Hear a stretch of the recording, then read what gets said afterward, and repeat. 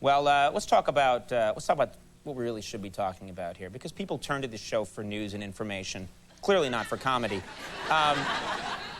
It's December. It's December 1st, or actually, it's December 2nd now, because it's so late. We still don't know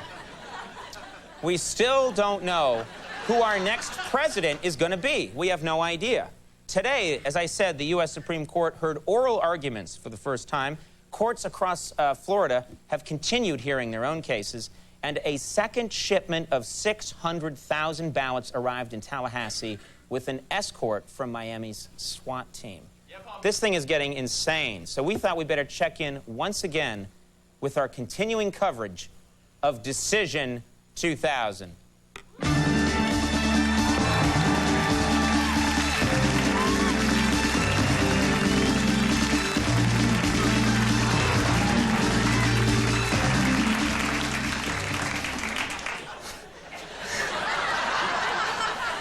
What paper towels are those again? What? Brawny! All right. I was sitting here thinking. The audience is like, Brawny! All right. He's involved in this whole thing. You know he is.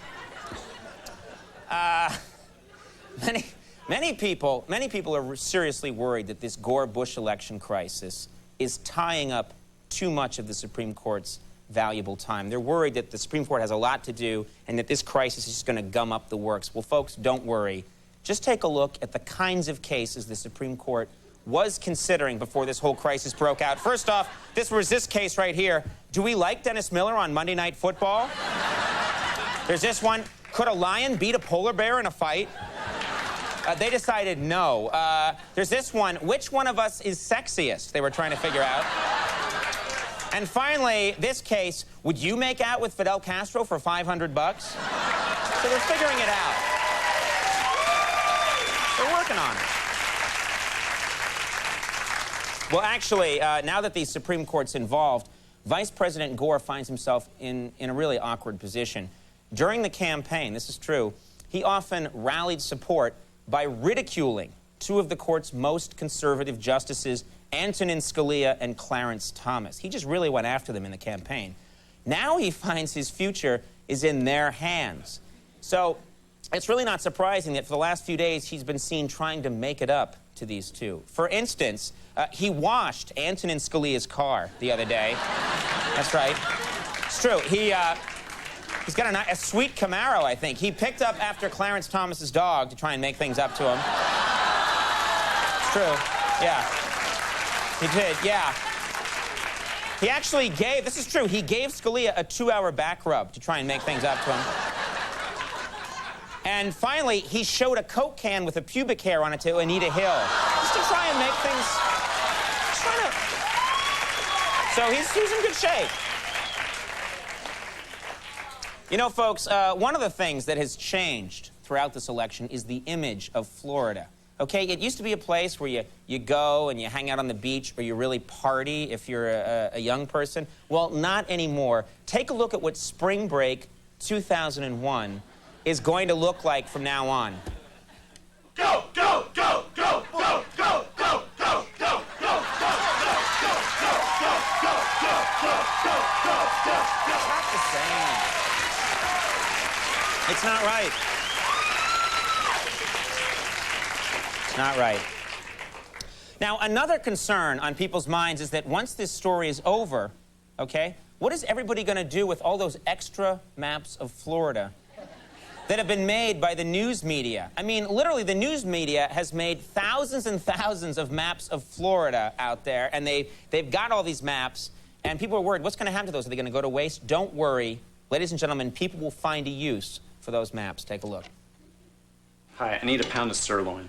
Oh, we don't have any sirloin. But can I interest you in some Broward?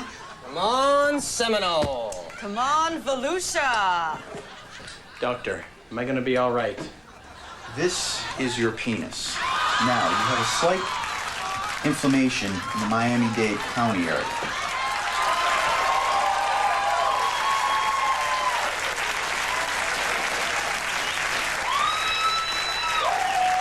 So, things are going to be fine. Things will be fine. All right. Now, as most of you know, the Supreme Court chose not to allow television cameras in the courtroom today, which means everyone will have to settle for audio recordings of what took place. Everyone, that is, except for fans of late night. You see, I'll tell you what we did. We broke a few rules, we took a few chances, and folks, it paid off huge. Our very own field reporter, Ross Duncan, managed to sneak a video camera into the courtroom, which is totally not allowed. He's in Washington right now. Ross, are you there? Yes, hello, Conan. Okay, welcome back, Ross. Ross, I cannot believe you pulled this off. Well, you better start believing it, Conan, because it happened. All right, there has never been a camera inside the Supreme Court. I mean, this is historic, what you've done. That's right, Conan. It is a first. Yeah, you took a huge risk. You could have been arrested. Well, I'm just doing my job. Oh, very cool. Well, was there any trouble getting the camera into the chambers, getting them in there? No, not at all. It was a very small camera. They didn't find it. Okay. Is there anything we need to know before we watch this amazing footage? No, it's pretty straightforward. I got in, set up the camera, turned it down. I think we pulled a fast one on the U.S. government today. This is pretty amazing. I think we have scooped everybody with this. Ladies and gentlemen, let's check this out.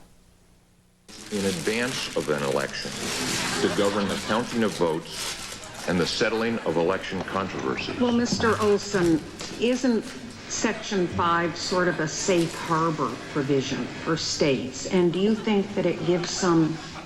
That's it? Yeah, that's it. What do you mean? We couldn't see anything. What the hell was that? Well, you could see me in the courtroom right there.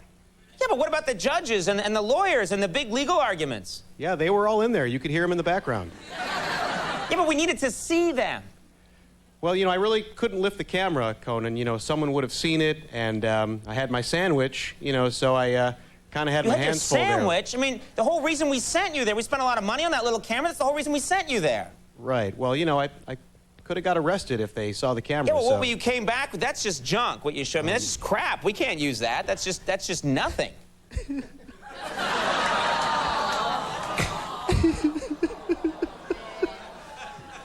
Wait a minute. I'm sorry. I'm sorry. You really tried, didn't you? Yeah. Okay. I'm sorry, I didn't mean to put you in any danger. I mean, okay, you know that I wouldn't have wanted you to get arrested. You do know that, don't you? I know. Okay. Because getting arrested scares you, doesn't it, Ross? Yeah. You've been arrested before.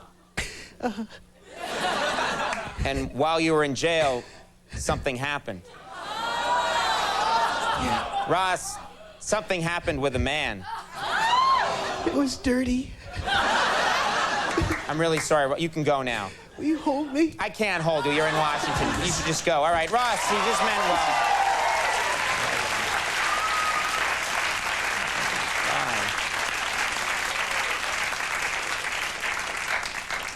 And finally, last thing I'll mention, the last few weeks have been incredibly tense for everybody involved, for all of us. A lot of people are wondering what the candidates are doing to relieve all that stress. Do you understand what kind of stress and pressure these people are under? And people want to know, what are they doing to relieve that stress? Well, we here at Late Night found out. For example, Al Gore screams into a pillow. That's actually what he does. George W. Bush, to relax, smokes crack. He just does. He just enjoys it. True. He just does. He's got the wrong end there. Anyway, Dick Cheney, it's complicated. Dick Cheney, to relax, he switches hearts with homeless people. Yeah. And finally, Joe Lieberman bangs a shiksa. That's just what he does to relax and makes him feel better. Everyone's happy. All right.